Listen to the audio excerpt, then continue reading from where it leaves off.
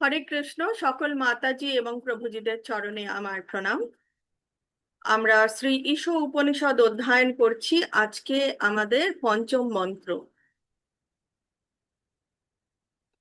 আমার আওয়াজ ঠিকঠাক শোনা না গেলে আপনারা মেসেজ করবেন, আমি মেসেজ দেখে নেব। কারণ কিছু প্রবলেম চলছে, প্রচন্ড বৃষ্টি বাদল।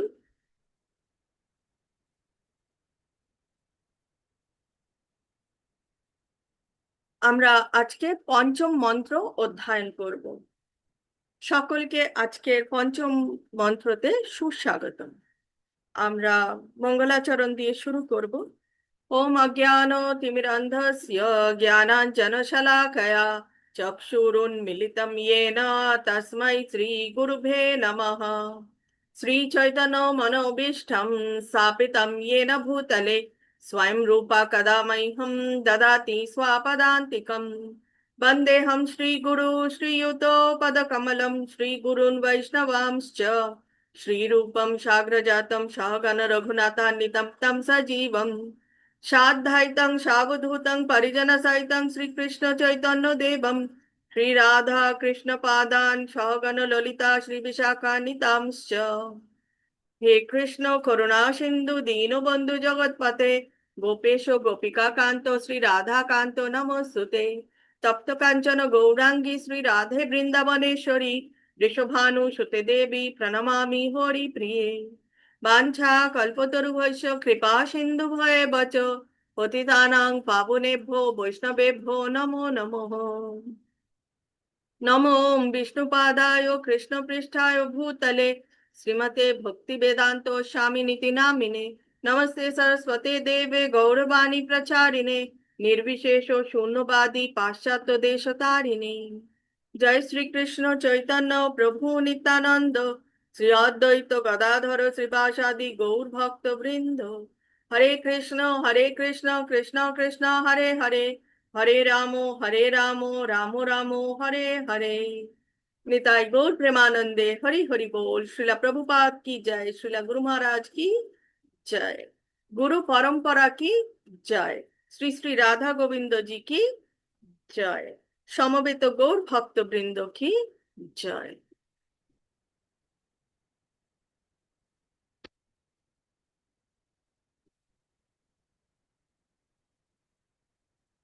ओम नमो भगवते वासुदेवाय, ओम नमो भगवते वासुदेवाय, ओम नमो भगवते वासुदेवाय। শ্রী ঈশ উপনিষদের মন্ত্র ৫। তদে যতি তন্নৈ যতি তদ্দূরে তদান্তিকে তদন্তর অস্য সর্বস্য তদু সর্বস্যস্য বাহ্যতঃ।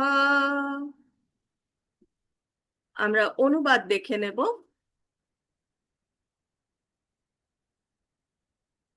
অনুবাদে বলা হয়েছে, পরমেশ্বর ভগবান সচল এবং একই সাথে তিনি কিন্তু অচল। তিনি বহু দূরে রয়েছেন, আবার সন্নিকটেও অবস্থান করছেন। তিনি সকল বস্তুর অন্তরে এবং বাহিরে অবস্থান করেন। শ্রীলা প্রভুপাদ আমাদেরকে এই তাৎপর্যে কি বোঝাতে চেয়েছে আমরা জেনে নেব। তো আমরা দেখছি এখানে দুই রকম কথা বলা হচ্ছে। ভগবান সাধারণত এইভাবেই কথা বলে, কারণ আমরা ভগবদ গীতায় দেখেছি অর্জুনও কিন্তু মাঝে মাঝে কনফিউজড হয়ে যাচ্ছিল, সংকুচিত হয়ে যাচ্ছিল। কি বলছিল? অর্জুন তো বলেই ফেললো যে মাধব আপনি দুরকম অর্থের কথা বলছেন, যেখানে বলা হয়েছে দ্বয়ার্থক কথা বলছেন, এবং অর্জুন বুঝতে পারছে না যে কর্ম ত্যাগ করব না কর্ম করব, কি করব। তো এখানেও একই রকম ভগবানের সম্পর্কে আমরা জানতে পারছি। বলা হচ্ছে ভগবান সচল এবং ভগবান অচল। আবার বলা হচ্ছে ভগবান অনেক দূরে রয়েছেন, আবার ভগবান অনেক কাছে রয়েছেন। অতএব আমাদেরকে আমাদের বুদ্ধি দিয়ে ভগবানকে খোঁজার চেষ্টা করলে কিন্তু আমরা কখনোই ভগবানকে খুঁজে পাবো না। এটাই হচ্ছে ভগবানের অচিন্ত শক্তি।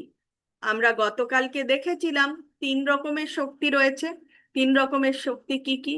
অন্তরঙ্গা শক্তি, তারপরে তটস্থ শক্তি এবং বহিরঙ্গা শক্তি। তো এই যে ভগবানের অচিন্ত শক্তি, ভগবানের এই অচিন্ত শক্তি হচ্ছে ভগবানের অন্তরঙ্গা শক্তির একটা অংশ। শ্রীলা প্রভুপাদ কি জয়। শ্রীলা প্রভুপাদ আমাদেরকে কি বোঝাতে চেয়েছেন তার তাৎপর্যে আমরা সেটা জেনে নেব। এই শ্লোকে ভগবান অচিন্ত শক্তির দ্বারা যে অপাকৃত কার্যকলাপ প্রদর্শন করেন তার ব্যাখ্যা করা হয়েছে।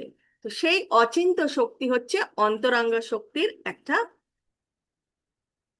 একটা ভাগ, যেটা দিয়ে ভগবান দুরকম আহ, দুরকম প্রদর্শনী করে। পরস্পর বিরোধী কথা, মানে দু অর্থ কথা উল্লেখ করে ভগবানের অচিন্ত শক্তির প্রমাণ করা হয়েছে। তিনি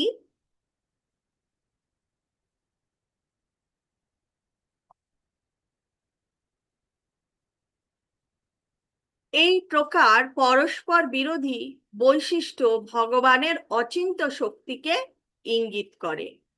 আমাদের সীমাবদ্ধ জ্ঞানের দ্বারা আমরা এই ধরনের পরস্পর বিরোধী উক্তির সমন্বয় সাধন করতে কখনোই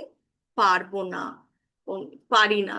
কারণ আমরা জড়জগতে রয়েছি এবং আমরা মায়াদেবীর আবরণের মধ্যে রয়েছি। তো এই জাগতিক বুদ্ধি, জাগতিক চিন্তা এবং জাগতিক চক্ষু দিয়ে আমরা কিন্তু ভগবানকে বুঝতে পারবো না।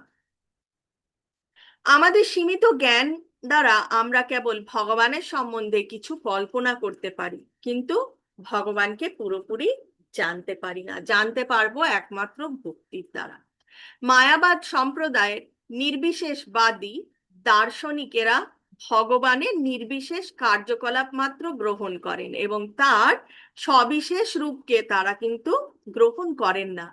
কিন্তু কথা হচ্ছে, এই যে মায়াবাদী, এরা কিন্তু জাগতিক চিন্তা ভাবনা দিয়ে ভগবানকে আহ, খোঁজার চেষ্টা করে, যার জন্য ভগবানের যে সবিশেষ রূপ রয়েছে সেটা তারা কখনোই বুঝতে পারে না। কিন্তু ভগবত সম্প্রদায় ভগবানের সবিশেষ ও নির্বিশেষ উভয় রূপকেই স্বীকার করেন। ভগবৎগণ তার অচিন্ত শক্তি সমূহকেও স্বীকার করেন, কেননা এই শক্তিসমূহ ব্যতিরেকে পরমেশ্বর কথাটির কোনো অর্থ হয় না। ভগবানের দেহ রয়েছে, তার আকার রয়েছে। আকার যদি না থাকে তাহলে তিনি পরমেশ্বর ভগবান হতে পারেন না।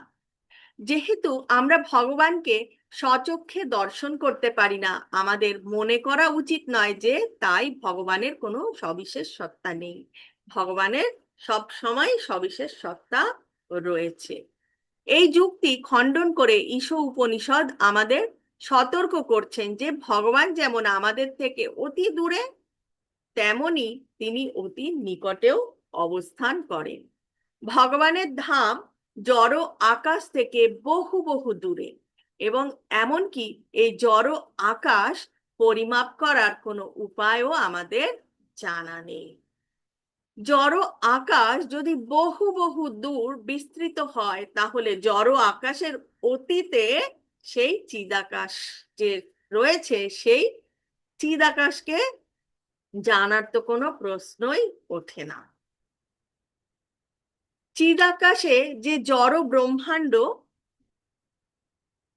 বহু দূরে অবস্থিত, তা ভগবদ্গীতায়ও প্রতিপন্ন হয়েছে। ভগবদ্গীতায় ভগবান কি বলেছেন? ভগবদ্গীতার ৫ম অধ্যায় ৬ষ্ঠ শ্লোকে ভগবান বলেছে, না তদ ভাষায়তে সূর্য না শশাঙ্কো না পাবকঃ। তো এখানে ভগবান বলছেন বহু বহু দূরে ভগবান। তো সেটা আমরা আমাদের এই জড়জাগতিক বুদ্ধি দিয়ে কিছুতেই বুঝতে পারি না। এবং ভগবানের যে চিদ আকাশ প্রচুর দূরে রয়েছে, তো সেটাই বলা হচ্ছে যে কিন্তু ভগবান এত দূরে অবস্থিত হওয়া সত্ত্বেও মুহূর্তের মধ্যে তিনি বায়ু অথবা মনের থেকেও দ্রুত গতিতে আমাদের কাছে আবির্ভূত হতে পারেন। তিনি এত দ্রুত চলতে পারেন যে কেউ তাকে অতিক্রম করতে পারে না। এই বিষয়টি আমরা গতকাল চতুর্থ মন্ত্রেও দেখেছি যে ভগবান যত কিছু যত তাড়াতাড়ি চলতে পারে তার থেকেও তাড়াতাড়ি ভগবান চলতে পারে। তবুও ভগবান যখন আমাদের কাছে আবির্ভূত হন তখন আমরা তাকে অবজ্ঞা করি। শুধু আবির্ভূত না, আজকে আমরা ভগবান ভগবান করছি। আমরা ভগবানকে কলিযুগের জীব তো আমরা চেষ্টা করি, অন্তত আমি আমার কথা বলবো, চেষ্টা করি এবং আমি দেখানোরও চেষ্টা করি আমি কত কিছু জানি। কিন্তু কথা হচ্ছে হঠাৎ করে ভগবান যদি চতুর্ভুজ রূপ নিয়ে আমার সামনে দাঁড়িয়ে আসতে যায়, আমি কি করব? আমার তো ভয়ে আমি হয়তো পালিয়ে যাব, চোখ টোক বন্ধ করে নেব। আসলেই সেটা, আমরা ভগবান ভগবান করি কিন্তু চিন্তা করুন আজকে হঠাৎ করে ভগবান সামনে এসে দাঁড়িয়েছে, আমরা কি চিনতে পারবো? এ বাবা, কি চলে এসছে! ভয়ে হয়তো পালিয়ে যাব, চোখ বন্ধ করব, চিৎকার করব, ভয়। ভগবান যে সত্যিকারে চলে এসছে সেটাও হয়তো বুঝতে পারবো না। ভগবদ গীতায় পরমেশ্বর ভগবান এই বিচার বুদ্ধিহীন অবস্থার নিন্দা করেও ভগবান বলেছেন যে, ভগবান কি বলেছেন? বলেছেন যে মূর্খরাই কেবল তাকে মরণশীল ব্যক্তি বলে অনুমান করে উপহাস করে। এটা আমরা যদি ভগবদ গীতার আহ নবম অধ্যায়ের একাদশ শ্লোকে যাই, সেখানে ভগবান বলছেন অবজানাতি মাম মূঢ়া মনুষিম তানুমাশ্রিতম পরম ভাবম অজানন্তো মম ভূতা মহেশ্বরম। তো ভগবান সেটাই বলছেন, ভগবান বলছেন যে যারা মূর্খ তারা, আমি যখন আবির্ভূত হই তারা কিন্তু আমাকে চিনতে জানতে বুঝতে পারে না, এবং তারা কি করে? তারা সাধারণ একজন মানুষ ভেবেই ভগবানকে কিন্তু অবজ্ঞা করে। তথাকথিত অনেক পণ্ডিত আছেন যারা মনে করেন ভগবান যখন জগতে আবির্ভূত হন তখন তিনি সাধারণ মানুষের মতো জড়দেহ ধারণ করেন, কিন্তু ভগবান কখনোই সাধারণ মানুষের মতো জড়দেহ ধারণ করে কিন্তু এই জড়জগতে আসেন না। আমরা যদি আমরা যদি ভগবানের সেই আবির্ভাবের সময়কার কথা যদি কোনো শাস্ত্রে অধ্যয়ন করি, তো সেখানে তিনি কিন্তু তার চতুর্ভুজ রূপে আগে এসে তার যে পিতা বা মাতা হবেন বসুদেব এবং দেবকীকে কিন্তু চতুর্ভুজ রূপে আগে দেখা দিয়েছিলেন, এবং তারপরে তিনি নিজেকে ট্রান্সফর্ম করলেন সেই ছোট্ট শিশুর মতো।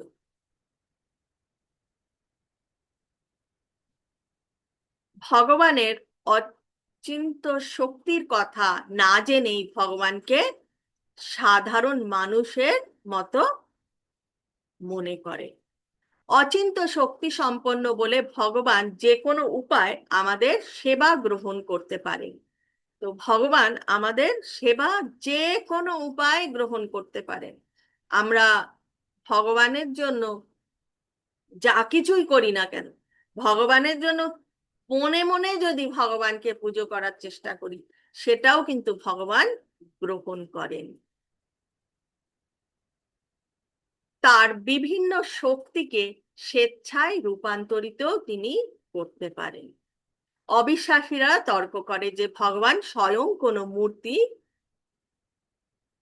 তো অবিশ্বাসীরা কখনোই মনে করে না যে ভগবান মূর্তির মধ্যে রয়েছেন, এবং যদি তিনি সক্ষম হন তাহলে তিনি জরা প্রকৃত জাত রূপ নিয়ে অবতরণ করেন, এটাই অবিশ্বাসীরা মনে করেন। ভগবানের অচিন্ত শক্তিকে বাস্তব বলে স্বীকার করলে এই যুক্তির আসারতা প্রতিপন্ন হয়। এমনকি ভগবান যদি জড় প্রকৃতির আকার নিয়ে আমাদের কাছে উপস্থিত হন তবুও তার পক্ষে সেই জড় শক্তিকে চিন্ময় শক্তিতে রূপান্তরিত করা খুব সহজ। ভগবান তিনি হচ্ছেন সর্বকারণ কারণম, এই বিশ্ব ব্রহ্মাণ্ড যতগুলো ব্রহ্মাণ্ড আছে সবকিছুই তিনি নিজেই চালাচ্ছেন। তো অতএব তার শক্তি অসীম, কোনো সীমা নেই যার। যেহেতু জড়া ও পরা শক্তি উভয় উৎস এক, তো জড়া শক্তি এবং পরাশক্তি, পরাশক্তি মানে ভগবানের যে আধ্যাত্মিক শক্তি, যে অন্তরঙ্গা শক্তি, দুটোই একই জায়গা থেকে আসছে। তাই উৎসের ইচ্ছা অনুসারেই শক্তিগুলি যথাযথ ব্যবহার করা যেতে পারে। তিনি যখন যা খুশি তার ইচ্ছে মতন করতে পারে। সাধারণ ব্যাপার যে যেই বস্তুর মালিক হয়, আজকে আমার যদি কারোর নিজস্ব যখন গৃহ থাকে, সে তার গৃহটাকে যখন যেমন খুশি সেরকম ভাবে সাজাতে পারে। শুধু ভেতরের ইন্টেরিয়র নয়, বাইরের দিকে তার ইচ্ছে ভালো লাগলো না, বাইরের দিকটা কেমন লাগছে, তো সেটা ভেঙে ঠেঙে আবার ঠিক করে নিতে পারে। কিন্তু যে ভাড়া থাকে সেই গৃহে সে কিন্তু কখনোই করতে পারে না এইসব। মানে যে রূপান্তর, সেই বাড়িটার রূপান্তর যে ভাড়া থাকে সে করতে পারবে বাইরের দিক থেকে? না, সেই স্ট্রাকচারে কোনো কিছু রূপান্তরিত করতে পারবে না। কিন্তু যে যে গৃহের মালিক সে নিশ্চয়ই করতে পারবে। তো এখানেও ঠিক তাই, ভগবান সবকিছুর মালিক, তো তার যখন যা খুশি, যখন যা ইচ্ছে তিনি তাই করতে পারেন। যেমন ভগবান মাটি, পাথর কিংবা কাঠের অর্চ বিগ্রহের মধ্যে আবির্ভূত হতে পারেন। কারণ এই যে উম, অন্তরঙ্গা শক্তি, তারপরে তটস্থ শক্তি আমরা, তো আমাদেরকেও কিন্তু ভগবান মাঝে মাঝে যেমন খুশি চালাতে পারে। তিনি জাদু করতে পারে, যখন যা খুশি তিনি করতে পারে। এবং তার যে রঙ্গা শক্তি, এই জরা জগৎ হচ্ছে ভগবানের বহিরঙ্গা শক্তি। তো এই যে মাটি বা পাথর বা কাঠ, এগুলো তো সবই জড়া জগতের।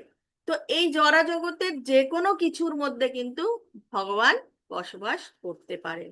যার জন্য আমরা যে পুজো করি, মাটির বিগ্রহ হয়, পাথরের বিগ্রহ হয়, কাঠের বিগ্রহ হয়, এমনকি অষ্টধাতুর, সেই অষ্টধাতুও কিন্তু ভগবানের ভগবানের যে বহিরঙ্গা শক্তি, সেই বহিরঙ্গা শক্তি কিন্তু আবার সেই অষ্টধাতু হচ্ছে, কারণ জড়া জগতের। ঠিক আছে? অতএব যেহেতু জড়া জগতের, তো ভগবান যা কিছুর মধ্যেই থাকতে পারেন। তো কথা হচ্ছে আমরা কিসের মধ্যে ভগবানকে দেখব, সেটা আমাদের উপরে, সম্পূর্ণভাবে আমাদের উপরে। এই সমস্ত শ্রী বিগ্রহ কাঠ, পাথর বা অন্যান্য কোনো জড় জগতের পদার্থ দিয়েই তৈরি হয়। এবং তার মধ্যে তার মধ্যে কিন্তু ভগবান নিশ্চয়ই থাকেন। আমরা মন দিয়ে যদি ডাকি, তাহলে যেই যেই পদার্থর বিগ্রহই হোক না কেন, তার মধ্যে কিন্তু ভগবান থাকবে, আমরা যদি মন দিয়ে ভক্তি করে ভগবানকে ডাকতে পারি। আমাদের বর্তমান অসম্পূর্ণ সম্পূর্ণ প্রকৃতি,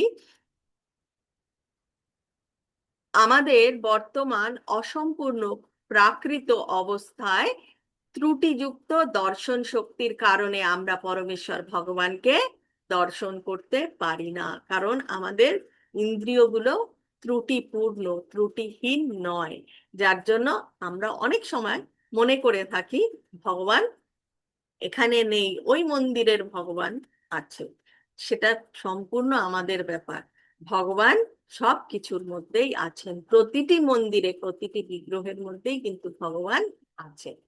কিন্তু ভগবত দর্শনে ইচ্ছুক জড় দৃষ্টি সম্পন্ন ভক্তবৃন্দর কাছে তিনি কৃপা করে তথাকথিত জড় বিগ্রহ রূপে তাদের সেবা গ্রহণের জন্য আবির্ভূত হন।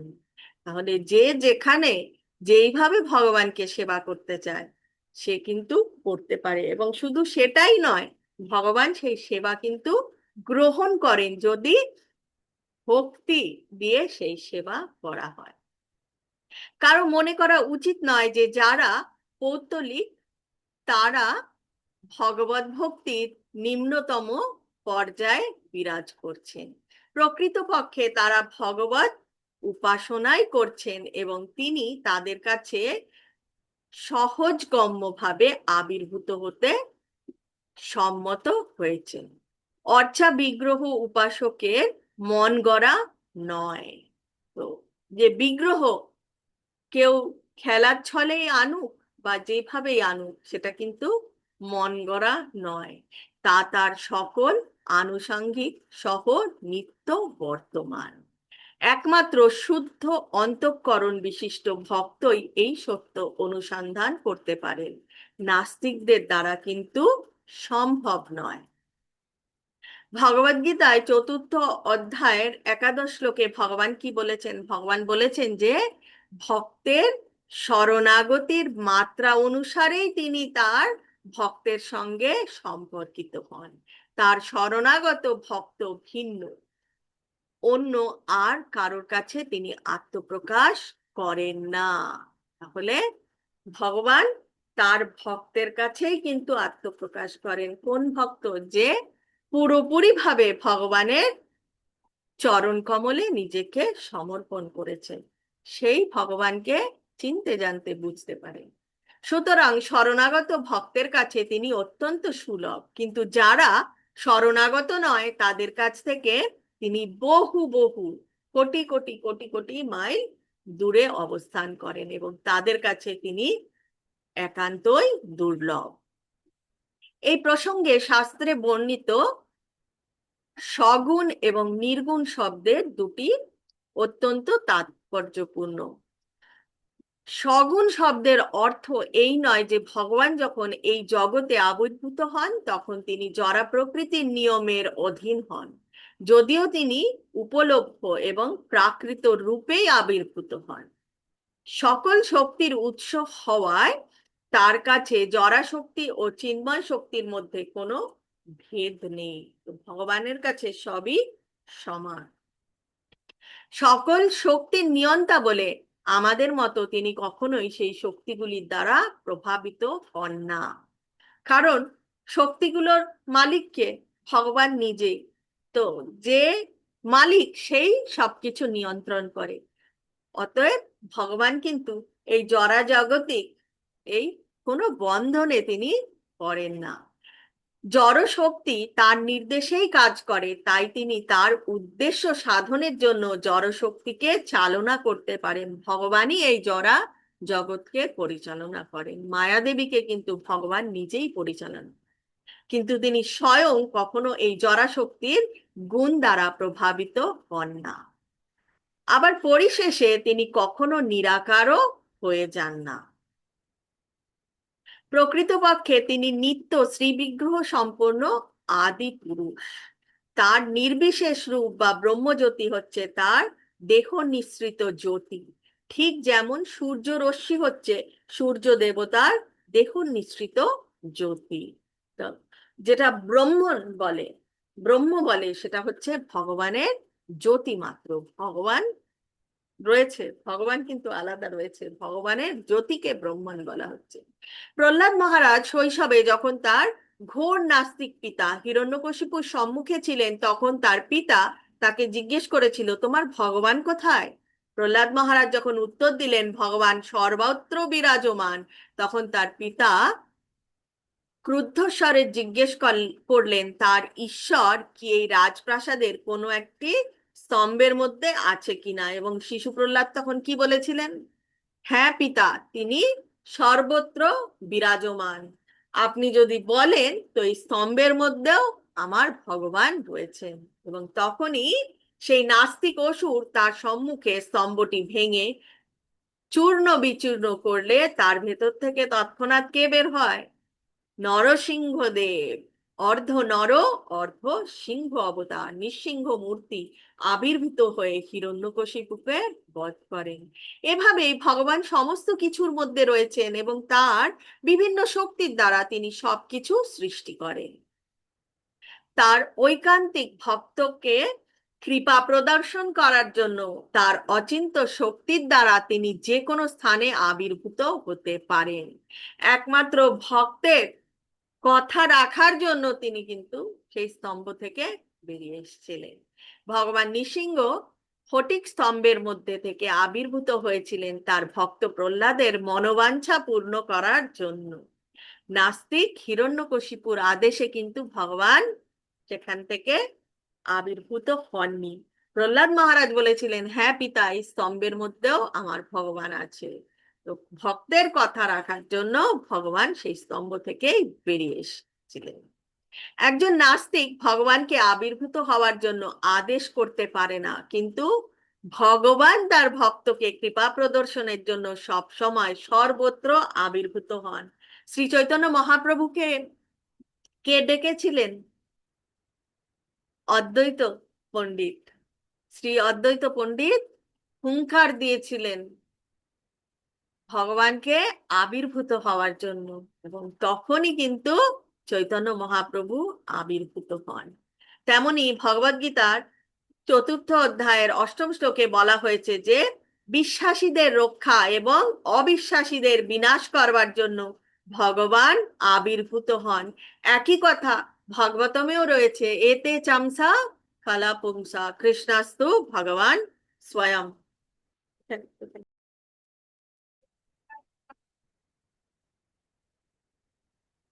অবশ্যই নাস্তিকদের বিনাশ করার জন্য তার যথেষ্ট শক্তি এবং প্রতিনিধি রয়েছে, কিন্তু ভক্তবাঞ্ছা পূর্ণ করে তিনি গভীর আনন্দ লাভ করেন। তো ভগবান ইচ্ছা করলে, ভগবান তো সর্বকারণ কারণ, তিনি ইচ্ছা করলেই কিন্তু হিরণ্যকশিপু বধ করতে পারতেন। তার দৃষ্টির দ্বারাই তিনি বধ করতে পারতেন, বা তার যে পার্ষদ রয়েছে তার পার্ষদের দ্বারাও কিন্তু তিনি করতে পারতেন, কিন্তু না, ভক্তের কথা রাখার জন্য, শুধু ভক্তের কথা রাখবে বলেই কিন্তু তিনি আবির্ভূত হয়েছিলেন, এবং ভক্তের কথা রেখে তিনি অত্যন্ত আনন্দ লাভ করেন, তাই তিনি ভক্তের কথা সর্বদাই রাখেন। তিনি অবতার রূপে আবির্ভূত হন একমাত্র ভক্তদের জন্য। প্রকৃতপক্ষে ভক্ত বাঞ্ছা পূরণ ছাড়া তার অবতারণের অন্য কোনো উদ্দেশ্য নেই। ব্রহ্মসংহিতায় কথিত আছে যে আদি পুরুষ শ্রী গোবিন্দ তার অসংখ্য রূপ, এবং তিনি সমস্ত কিছুর মধ্যে প্রবেশ করেন। তিনি বিশ্ব ব্রহ্মাণ্ডে এবং বিশ্ব ব্রহ্মাণ্ডের প্রতি অণু পরমাণু সব কিছুর মধ্যে তিনি প্রবেশ করেন। তিনি তার বিরাট রূপে সমস্ত কিছুর বাইরেও অবস্থান করেন, এবং অন্তর্যামী রূপে সবকিছুর অন্তরেও তিনি বিরাজ করেন। অন্তর্যামী রূপে তিনি সমস্ত কিছুর সাক্ষী হন, এবং আমাদের সকল কর্মের কর্মফলও তিনি প্রদান করেন, কারণ আমরা যা কিছু করছি তিনি কিন্তু সাক্ষী। আর কেউ সাক্ষী থাকুক আর না থাকুক, তিনি কিন্তু সবকিছু দেখছেন। আমাদের পূর্ব জন্মের কৃতকর্মের কথা আমরা ভুলে যেতে পারি, কিন্তু ভগবান সব সব কিছু তিনি মনে রাখে, এবং তিনি মনে রাখে, এবং তার কাছে সবাই সমান। তাই আমরা যে যেমন কর্ম করি সেই কর্মের ফলও কিন্তু আমাদেরই ভোগ করতে হয়। শুধুমাত্র একটা জিনিসেই কমে, সেই যে ভোগ, কর্মফল ভোগটা একটা জিনিসেই কমে, যদি আমরা ভগবানের দিকে মন ফিরাই, যদি আমরা ভগবানের দিকে নিজেরা ঘুরে ভগবানের দিকে এগোতে থাকি, তাহলেই সেই যে সাজাটা একটু হলেও কম। বাস্তব ঘটনা হচ্ছে যে অন্তরে এবং বাহিরে পরমেশ্বর ভগবান ছাড়া আর কিছুই নেই। সমস্ত কিছু তার বিভিন্ন শক্তির দ্বারা প্রকাশিত হয়। ঠিক যেমন উত্তাপ ও আলোক আগুন থেকে নির্গত হয়, এবং এভাবেই বিভিন্ন শক্তির মধ্যে ঐক্য রয়েছে। এই ঐক্য থাকা সত্ত্বেও ভগবান তার সবিশেষ রূপে তার অবিচ্ছেদ্য অংশ ক্ষুদ্র জীবাত্মার ইন্দ্রিয়ভোগ্য সমস্ত কিছুই ভোগ করে। হরে কৃষ্ণ। আমাদের ক্লাস আজকে এই অবধি। বাঞ্ছা কল্পতরুভ্যশ্চ কৃপা সিন্ধুভ্যো বচ পতিতানাং পাবনেভ্যো বৈষ্ণবেভ্যো নমো নমঃ। অনন্ত কোটি বৈষ্ণব ভক্তবৃন্দ কি জয়। শিলা প্রভুপাদ কি জয়, শিলা গুরু মহারাজ কি জয়, গুরু পরম্পরা কি জয়, শ্রী শ্রী রাধা গোবিন্দ কি জয়, নিতাই গৌর প্রেমানন্দে হরি হরি বল।